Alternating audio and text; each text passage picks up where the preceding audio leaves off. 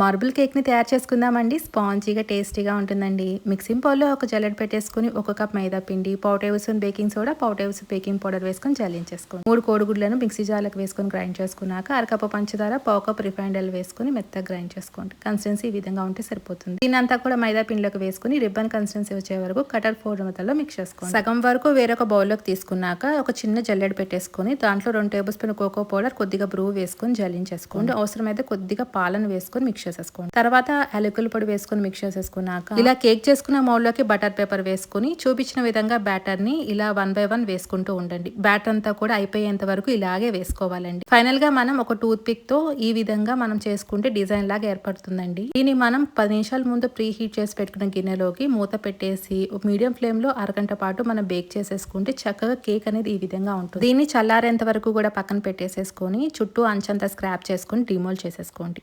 కింద butter paper తీసేసుకొని cake అనేది ఒకసారి చూడండి ఎంత స్పాంజీగా ఉంది కదా.